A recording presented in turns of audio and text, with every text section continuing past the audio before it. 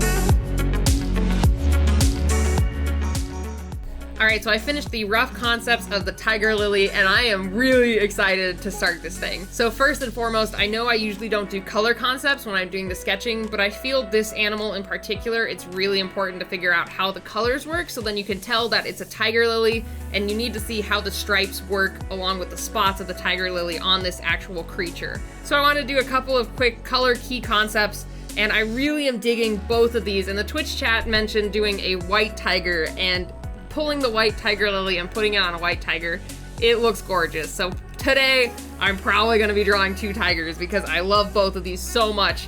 So I think I'll do both an orange and a white tiger. And I also wanted to experiment with kind of how the face would work because I really want the petals to be kind of the frill and fur on the outside of the tiger face. So I just saw how I could arrange and layer the petals, and I thought it was really cute to put the whiskers as like the inner stigma stems of the tiger lily itself, and I think it gives a really cute little flair to it. And then I had a Twitch user mention to put a flower at the end of the tail, so I just experimented with a quick sketch of that, and I think that looks super cute too. So overall, I am really happy with these sketches, and I'm really excited to jump in and actually start making this whole creature.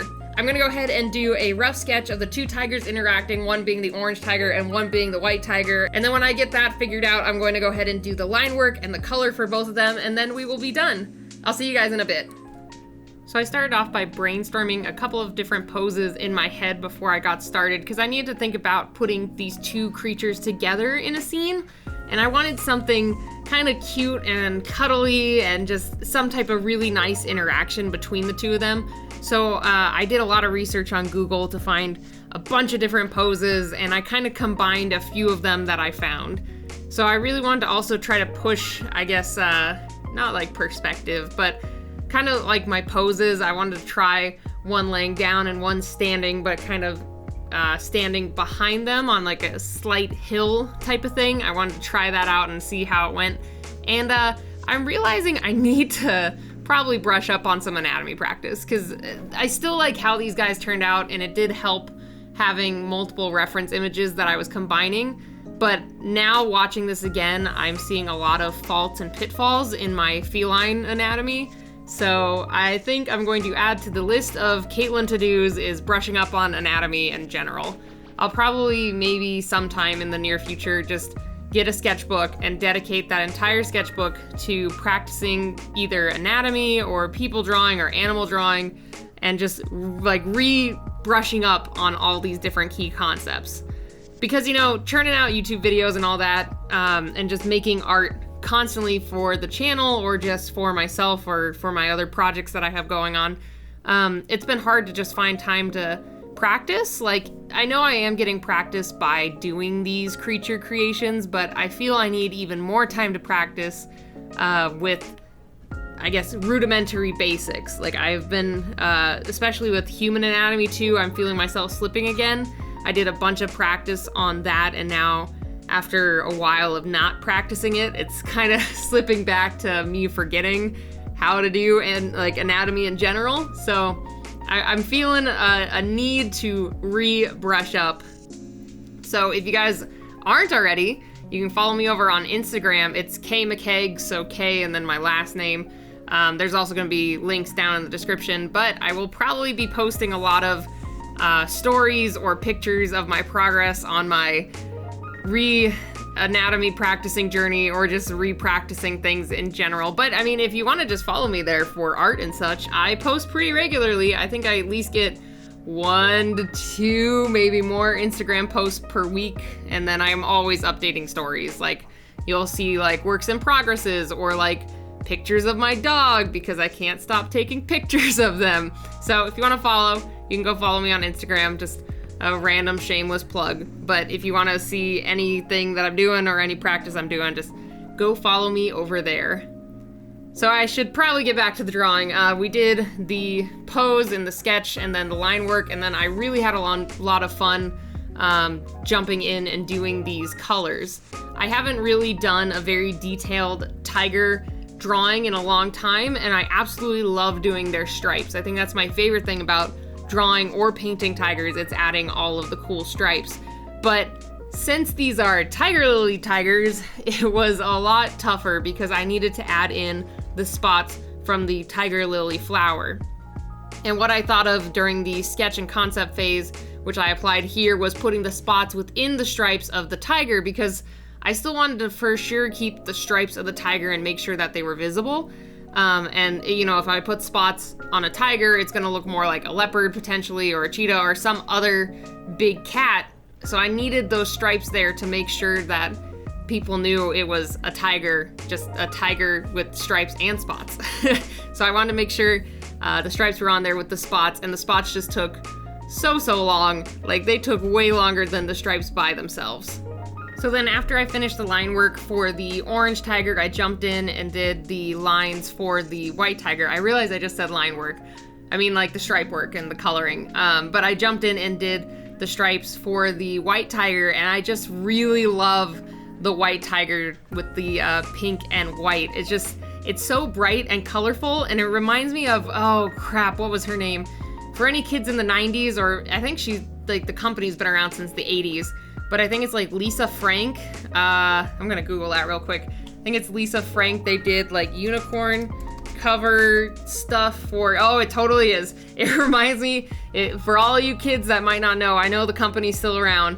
This piece in particular really reminds me of like a Lisa Frank folder or something that you would get when you were a kid. Like, I remember when I was younger, I had a really sparkly, shiny, like polar bear. I think I had one that had like dolphins on it, but these really over the top, crazy colorful. There was always usually a rainbow or some type of rainbow patterning on it, on anything that they made. And they made a bunch of different school supplies and all these other things. And I had a ton of Lisa Frank stuff. But for sure, I could easily see these tigers being a part of the Lisa Frank collection with how colorful and bright and like, I guess, exotic-ish looking they are, because they're not like normal colors for tigers. I mean, the orange one's kind of close, but still not exactly there.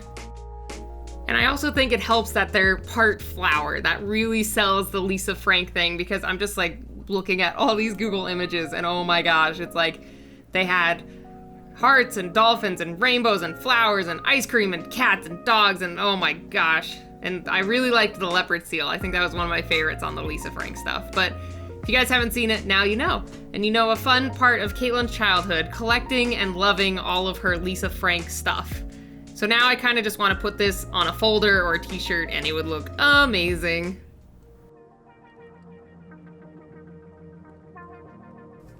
And we are all done with this piece, and I am super happy with how this turned out, and I think they look really, really adorable.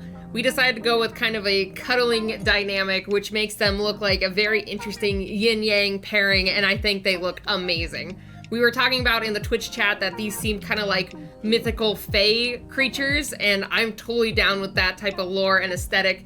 And I cannot wait to write more lore and interesting facts about them for my monster manual. That will be coming out in December, January, kind of end of this year, early next year. But either way, I think these guys turned out super cute, and I really liked the prompt of Tiger Lily. It was a really fun combination to do, and to be able to play with the colors from the actual lily and the tiger and kind of mash and meld them together to make these cute little adorable things. So we did one tiger based off of the traditional orange tiger lily, and then one based off of the white tiger lily, and I think it's a really nice contrast between the two. Plus we got to cover two different types of flower colorings for these flowers. But that's it for this episode, so thank you guys so much for stopping by and checking it out, and if you'd like to leave a like down below, I'd really appreciate it, or leave a comment and tell me what you think about these creatures, or what other plant-animal name combo things that you guys can think of.